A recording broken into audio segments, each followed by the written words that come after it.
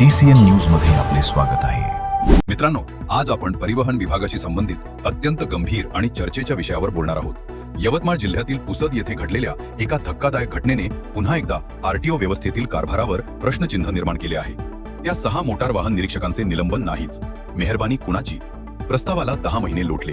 अमरावती यवतमाळ जिल्ह्यातील पुसद येथे आयोजित करण्यात आलेल्या उपप्रादेशिक परिवहन विभागाच्या कॅम्प दरम्यान 4 सहाय्यक मोटार वाहन निरीक्षकांना लाच घेताना लाचलुचपत प्रतिबंधक विभाग म्हणजेच ACBने 10 मे 2025 रोजी रंगेहात पकडले होते।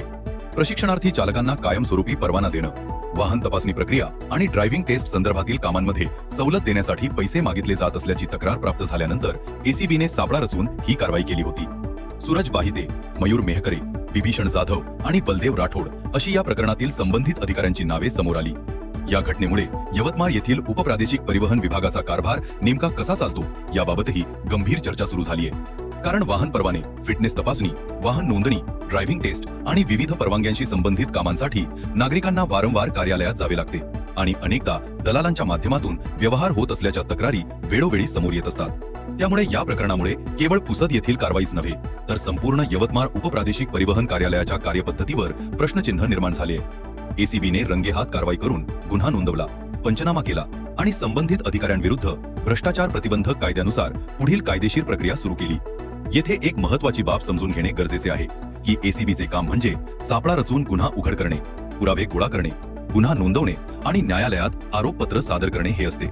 मात्र एखाद्या सरकारी अधिकाऱ्याला निलंबित करणे किंवा विभागीय कारवाई करणे हा अधिकार संबंधित प्रशासकीय विभागाचा म्हणजेच येथे परिवहन विभाग आणि परिवहन आयुक्त कार्यालयाचा असतो। त्यामुळे ACBने कारवाई करूनही जर प्रशासकीय स्तरावर पुढील शिस्तभंग कारवाई होत नसेल तर त्याबाबत प्रशासनावर प्रश्न उपस्थित होणे स्वाभाविक आहे। या प्रकरणात या 4 सहाय्यक मोटार वाहन निरीक्षकांच्या निलंबनाचा प्रस्ताव परिवहन आयुक्त कार्यालयाकडे पाठवण्यात आला असल्याचे सांगितले जाते। मात्र प्रस्ताव पाठवून तब्बल 10 महिने उलटून गेले तरी कोणताही अंतिम निर्णय घेण्यात आलेला नाही। त्यामुळे राज्याच्या परिवहन आयुक्त कार्यालयात सेटिंग झाल्याची चर्चा रंगू लागली असून या अधिकाऱ्यांना नेमके अभय कोणाचे हा मुद्दा ऐरणीवर आलाय। सामान्य परिस्थितीत एखाद्या कर्मचाऱ्यावर ACBचा ट्रॅप पडल्यास तात्काळ निलंबन, विभागीय चौकशी आणि पुढील कायदेशीर प्रक्रिया सुरू केली जाते।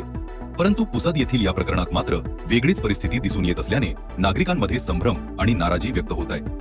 4 सहाय्यक मोटार वाहन निरीक्षकांच्या निलंबनाचा प्रस्ताव आला होता, मात्र त्यामध्ये काही त्रुटी असल्याचे आयुक्तांच्या निदर्शनास आले असल्याने पुन्हा नव्याने प्रस्ताव पाठवण्याचे संबंधितांना कळवण्यात आले आणि प्रस्ताव प्राप्त होताच नियमानुसार कार्यवाही केली जाईल असे सहपरिवहन उपायुक्त प्रशासन मुंबई संजय मेत्रेवार यांनी स्पष्ट केले। मात्र या सर्व प्रक्रियेमुळे अनेक गंभीर प्रश्न निर्माण झालेत। ACBने रंगेहात पकडलेल्या अधिकाऱ्यांवर कारवाई करण्यात इतका विलंब का होत आहे? प्रस्तावातील त्रुटी दुरुस्त करण्यासाठी इतका मोठा कालावधी का लागत आहे आणि संबंधित अधिकारी अद्याप सेवेत कसे राहू शकतात हे प्रश्न सामान्य नागरिक विचारत आहेत। या प्रकरणाच्या पार्श्वभूमीवर आणखी एक महत्त्वाचा संदर्भ समोर येतो आणि तो म्हणजे महाराष्ट्र छत्तीसगड सीमेवरील देवरी चेकपोस्ट, जिल्हा गोंदिया येथे यापूर्वी ACBने केलेली कारवाई।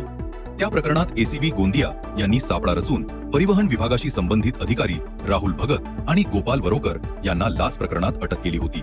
सीमावर्ती चेकपोस्टवर वाहन चालक आणि मालवाहतूक वाहनांकडून अवैध वसुली केल्याच्या तक्रारीनंतर ही कारवाई करण्यात आली होती। त्या घटनेमुळे संपूर्ण परिवहन विभागात खळबळ उडाली होती।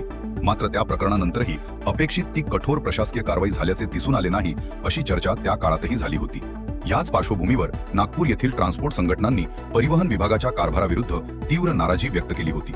चेकपोस्टवरील अवैध वसुली, ACB कारवाईनंतरही अधिकाऱ्यांवर योग्य ती कारवाई न होणे आणि परिवहन विभागातील भ्रष्टाचार या मुद्द्यांवर नागपूर येथे ट्रान्सपोर्ट व्यावसायिकांनी आंदोलनाचा इशारा दिला होता आणि काही ठिकाणी निषेध नोंदवण्यात आला होता। त्यामुळे परिवहन विभागाच्या कार्यपद्धतीवर गंभीर प्रश्नचिन्ह निर्माण झाले होते। आता पुसद येथील या प्रकरणामुळे पुन्हा एकदा तोच प्रश्न समोर आला आहे की ACBने रंगेहात पकडलेल्या अधिकाऱ्यांवर तात्काळ आणि कठोर प्रशासकीय कारवाई का होत नाही? जर सामान्य कर्मचाऱ्यांवर त्वरित कारवाई होते तर वरिष्ठ अधिकाऱ्यांबाबत वेगळी भूमिका का घेतली जाते हा देखील महत्त्वाचा मुद्दा आहे। मोटार वाहन निरीक्षकांना वेगळी वागणूक दिली जात असल्यामुळे ट्रान्सपोर्ट कमिशनर कार्यालय संशयाच्या भोवऱ्यात अडकले आहे अशी चर्चा सुरू झाली आहे आणि त्यामुळे प्रशासनाने या प्रकरणाकडे गांभीर्याने पाहून पारदर्शकतेने निर्णय घेणे आवश्यक आहे। विशेष म्हणजे लाचलुचपत प्रतिबंधक विभागाकडून एखाद्या अधिकाऱ्यावर अशी कारवाई झाल्यानंतर संबंधित विभागाकडून त्या अधिकाऱ्यांच्या मालमत्तेची आणि उत्पन्नाच्या स्रोतांची सखोल चौकशी होणे अपेक्षित असते, कारण अशा चौकशीमधून भ्रष्टाचाराचे व्यापक स्वरूप समोर येऊ शकते। मात्र अशा प्रकारची मालमत्ता चौकशी किंवा संपत्ती तपासणी झाल्याचे स्पष्टपणे दिसून येत नाही। त्यामुळे संपूर्ण प्रक्रिया केवळ औपचारिकतेपुरतीच मर्यादित राहिल्याचे मत जनमानसात व्यक्त होत आहे। भ्रष्टाचाराविरोधातील लढा हा केवळ एका व्यक्तीचा नसून संपूर्ण समाजाचा आहे आणि त्यामुळे अशा प्रकरणांमध्ये निष्पक्ष, पारदर्शक आणि तात्काळ कारवाई होणे अत्यंत आवश्यक आहे. तुम्हाला म्हणजेच प्रेक्षकांना हा व्हिडिओ आवडला असेल तर नक्कीच लाईक करा, इतरांना शेअर करा आणि आपण हा व्हिडिओ कुठून बघत आहात आणि या संपूर्ण प्रकरणावर आपले मत काय आहे आम्हाला जरूर कळवा.